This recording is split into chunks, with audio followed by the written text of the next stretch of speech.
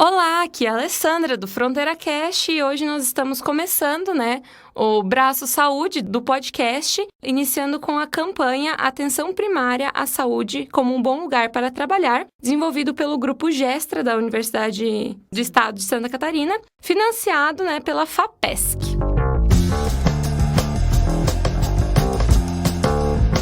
Então, eu sou a professora Letícia, tenho pós-doutorado pela Universidade do Porto, sou enfermeira de formação e atualmente sou líder do Grupo Gestra, atuando no mestrado profissional em enfermagem na atenção primária da UDESC, mas também no programa de pós-graduação em estrito sensu em Ciências da Saúde da UNO Chapecó, nos cursos de mestrado e doutorado. Meu nome é Mayara Scheninger, eu sou enfermeira da Estratégia de Saúde da Família do município de São Miguel do Oeste e eu sou mestranda do mestrado profissional em enfermagem na atenção primária aqui da UDESC e também participante do Grupo Gestra. Sou Cassiane Boff Bauerman, sou enfermeira da Regional de Saúde de Maravilha, mestranda do curso de mestrado em enfermagem na atenção primária à saúde e também faço parte do Grupo Gestra. Qual o conceito? O que podemos entender como violência? A Organização Mundial da Saúde define violência como o uso intencional ou ameaça de uso da força física contra outra pessoa ou a si próprio, que resulta ou tem a probabilidade de resultar em lesão, morte ou dano psicológico. A violência psicológica, ela é caracterizada pelo uso intencional de poder, incluindo ameaças de força física contra uma pessoa ou grupo, que podem resultar em danos físicos, mentais, espirituais, morais ou sociais. Quais os tipos de violência? Violência física, a violência psicológica, que pode ser caracterizada pela agressão verbal, pelo assédio moral, pelo assédio sexual e discriminação racial. O que é violência contra o profissional de saúde? O ato violento praticado contra o profissional de saúde, seja na atenção primária à saúde ou em qualquer nível de assistência, no hospital, na unidade de pronto atendimento, dentro ou fora da instituição. Quais as evidências que existem sobre o tema em nossa região? Eu posso citar a pesquisa realizada recentemente em 22 municípios da nossa região, com 280 profissionais de saúde que atuam nas equipes de saúde da família. De diferentes categorias profissionais, eles responderam um questionário sobre a situação da violência em seu local de trabalho. Constatou-se que quase 40% dos profissionais sofreram violência em seu local de trabalho. Como poderíamos caracterizar quem são as vítimas de violência no trabalho em saúde?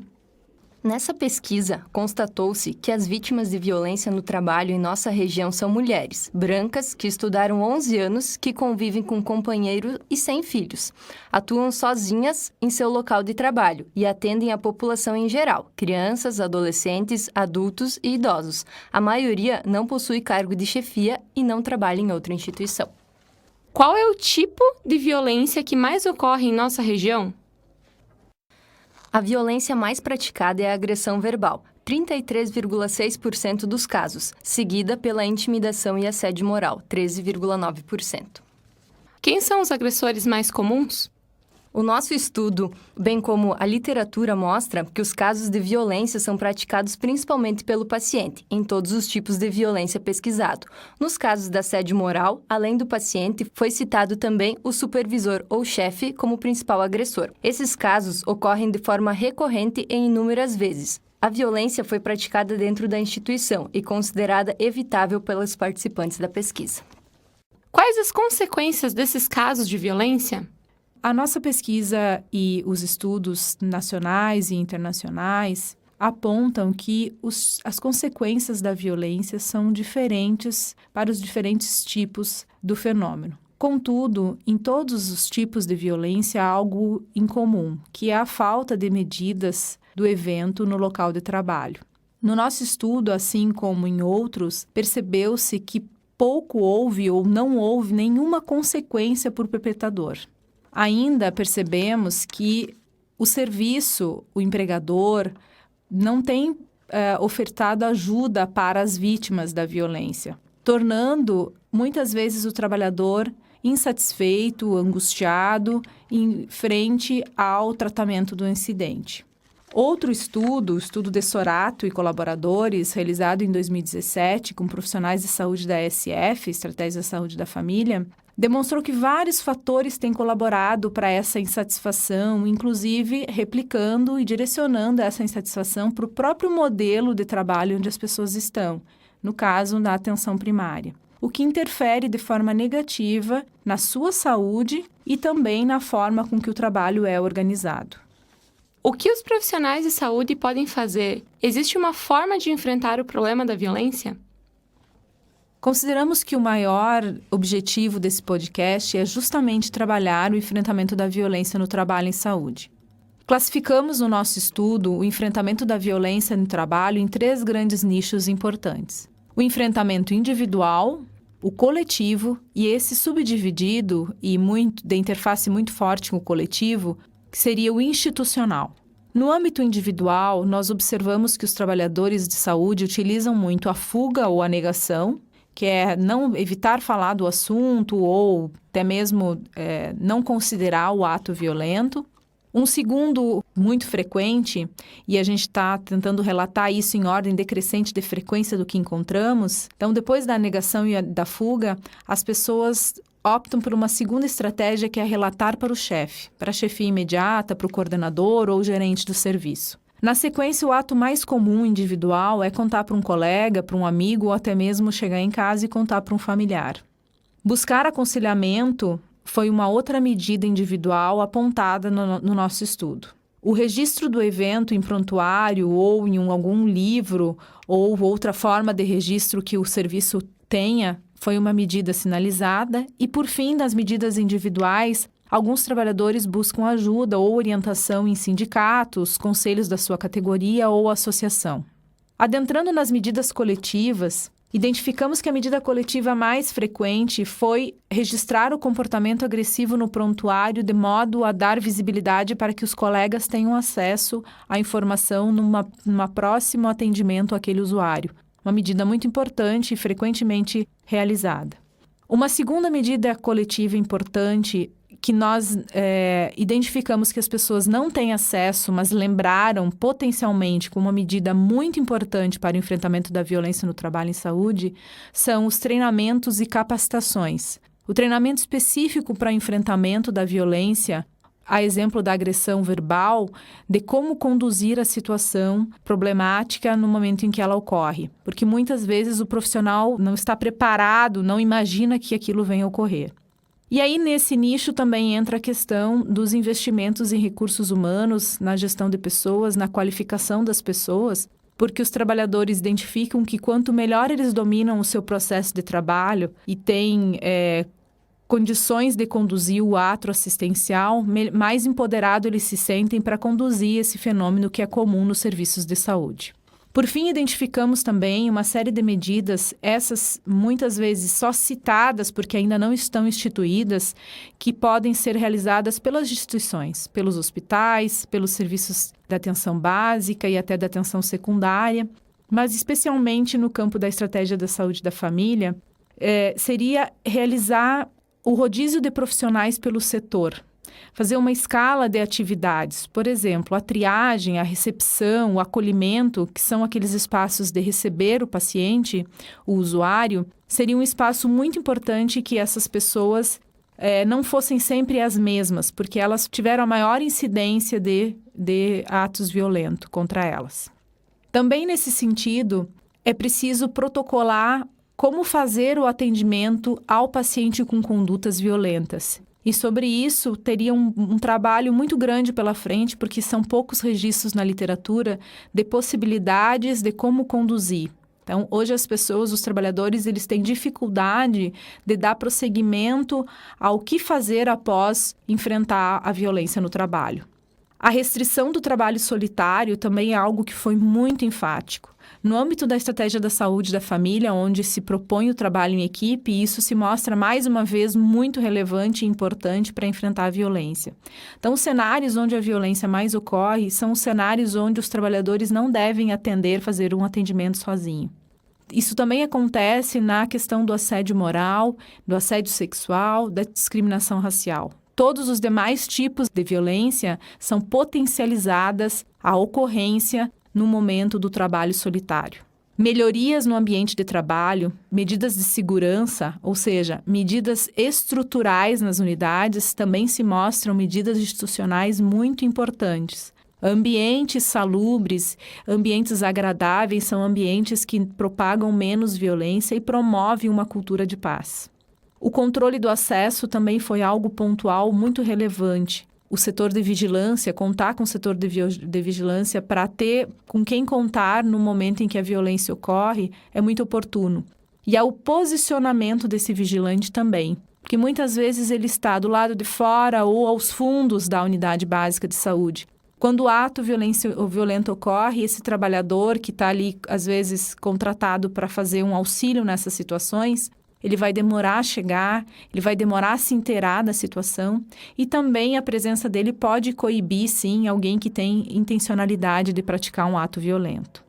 E, por fim, é algo bem pontuado e importante o uso dos uniformes, a identificação do profissional de saúde em todo o processo de atendimento dos usuários. A gente percebeu na literatura que essa é uma medida institucional importante para dar identidade ao trabalhador e também para evitar a violência no trabalho em saúde. O que é cultura de paz? Cultura de paz, segundo a Unesco, é a cultura baseada em tolerância e solidariedade, uma cultura que respeita todos os direitos individuais, que assegura e sustenta a liberdade de opinião e que se empenha em prevenir conflitos, resolvendo-os em suas fontes. A cultura de paz está relacionada à prevenção e à resolução não violenta dos conflitos, incentivar e estimular o diálogo e o respeito, facilitando o relacionamento interpessoal. Construir relações sociais baseadas na justiça, igualdade e respeito. O que caracteriza o assédio moral?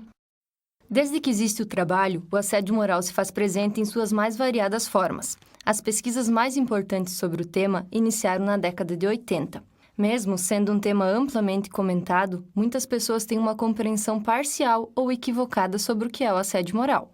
O assédio, então, é caracterizado pela exposição dos trabalhadores de modo repetitivo, prolongado e sistemático a situações de humilhação, constrangimento e hostilidade durante a jornada de trabalho ou no exercício de suas funções, ofendendo a dignidade ou integridade do trabalhador e desestabilizando a relação dele com o processo de trabalho.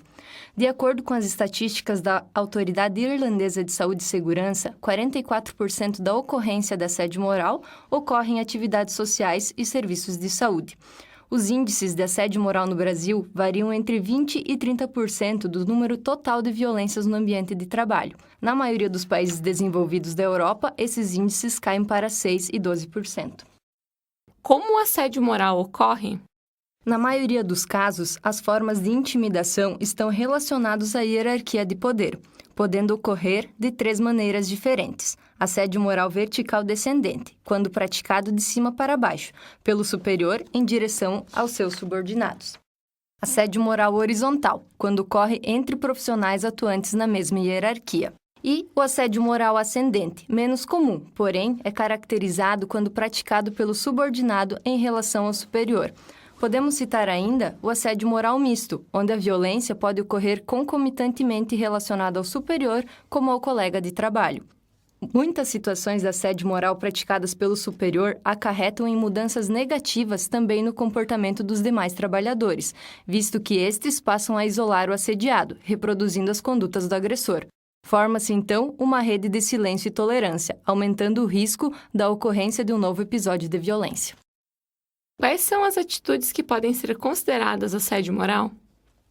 Algumas atitudes relacionadas ao superior ou aos colegas de trabalho podem expressar a ocorrência de assédio moral, como, por exemplo, retirar ou limitar a autonomia do profissional, contestar a todo momento as decisões do mesmo, apoderar-se das ideias de outra pessoa, ignorar a presença do trabalhador, dirigindo-se apenas aos demais. Exigir que o trabalhador faça tarefas humilhantes. Gritar, humilhar, desrespeitar. fazer gestos de desprezo, olhares e suspiros, espalhar rumores, isolar fisicamente o trabalhador, impossibilitando o mesmo de se comunicar com os colegas, impor tarefas mais trabalhosas das que são cobradas aos demais, ou até mesmo tarefas inúteis, delegar metas impossíveis de serem cumpridas, não atribuir atividades ao servidor, provocando a sensação de inutilidade, de incompetência. Induzir o trabalhador ao erro. Não permitir que o trabalhador se submeta a treinamentos. Limitar o número de vezes e monitorar o tempo em que o trabalhador permanece no banheiro.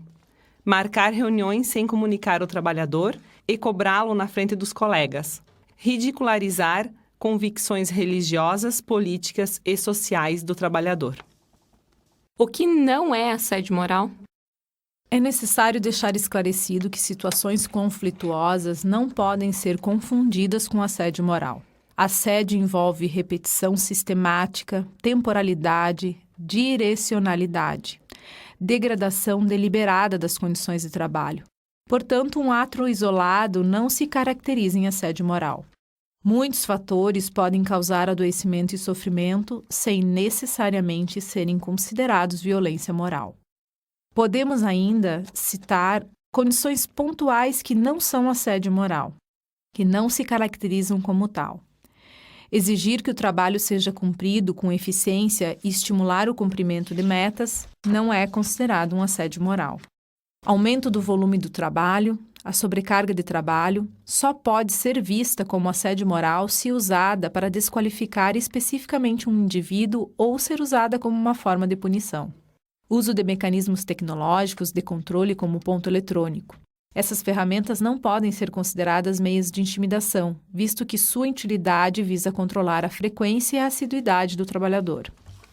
Condições físicas do ambiente de trabalho, ambientes pequenos e poucos iluminados, por exemplo, não caracterizam assédio, a menos que o trabalhador seja exposto a essas condições com o objetivo de desmerecê-lo diante dos demais. Pode-se citar o estresse, os conflitos, as pressões, como consequências de vários fatores, mas nem sempre do assédio moral. Quais são as causas do assédio moral?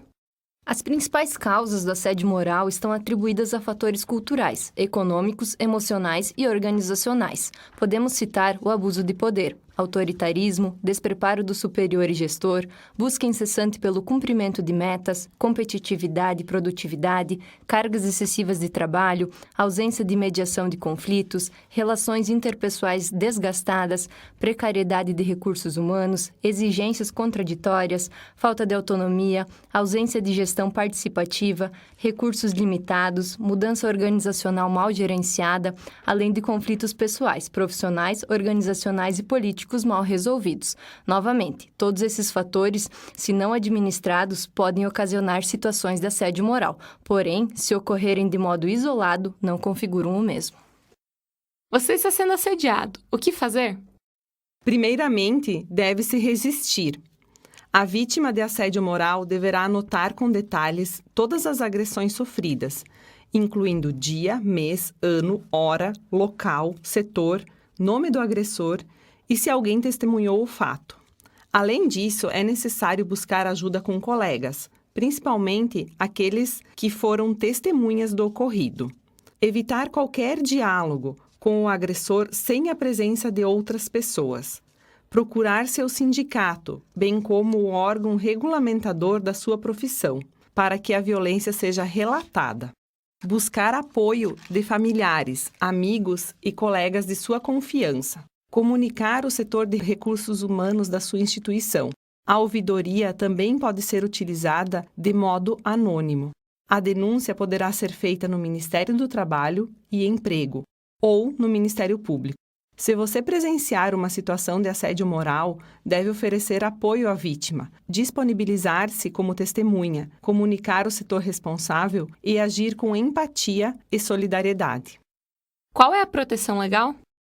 Segundo o Ministério Público Federal, a cada 55 horas, um processo por assédio moral é instaurado. Legalmente, a nível nacional, não existe uma lei que penalize o assédio moral como crime. Porém, o artigo 146 do Código Penal Brasileiro, referente ao constrangimento por meio de violência ou ameaça grave, se aproxima do conceito de assédio moral. Podemos citar também o artigo 186 do Código Civil Brasileiro, que descreve como ato ilícito qualquer ação que viole o direito ou cause danos ao outro, ainda que exclusivamente moral. A teoria do assédio moral também se baseia no direito à dignidade humana, cidadania e valores sociais, previsto no artigo 1º, inciso 2, 3 e 4 da Constituição Federal. A portaria número 583, de maio de 2017, institui por meio do Ministério Público do Trabalho a Política Nacional de Prevenção e Enfrentamento do Assédio Moral e Sexual e da Discriminação, estabelecendo princípios e diretrizes para a prevenção e enfrentamento dessas ocorrências a nível institucional. Propostas para que o assédio moral no trabalho seja especificamente criminalizado foram debatidas em audiência pública pela Comissão Senado do Futuro Ciclo 2022. O coletivo propõe que sejam criadas 2 novas normas, a primeira delas criminalizando o assédio moral e a segunda reconhecendo o sofrimento causado pelo assédio como doença de trabalho. Quais as formas de enfrentamento? Algumas ações podem prevenir e amenizar a ocorrência de novos episódios de assédio moral, como, por exemplo, fomentar e promover a cultura de paz, incentivo ao compromisso com a denúncia e a notificação, criação de um protocolo de atuação frente ao assédio moral, criação de grupos de apoio que proporcionem a mediação de conflitos, incentivo à redução da passividade e naturalização sobre todas as formas de violência, proporcionar um clima organizacional que incentive relações humanas saudáveis, baseadas no respeito, ética, diálogo, tolerância, acolhimento e gestão participativa. Estimular o engajamento entre ensino, serviço, gestão e comunidade. Proporcionar educação permanente que contenha conteúdos reflexivos e alusivos ao exercício dos direitos e deveres. Utilização de um canal para elogios, sugestões, queixas e denúncias, como, por exemplo, a ouvidoria. Criação de um comitê de ética ou comissão interna contra a violência no trabalho. Estímulo ao trabalho em equipe. Acolhimento às vítimas da agressão. Capacitações relacionadas ao estímulo e desenvolvimento de competências relacionadas à liderança, negociação e resiliência. Sensibilização para que os princípios democráticos sejam respeitados.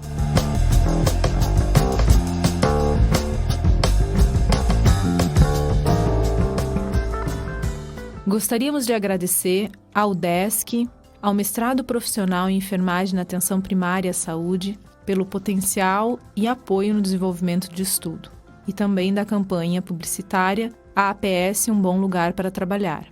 Agradecemos à FAPESC pelo apoio financeiro que permitiu a melhor condução do estudo e sua divulgação.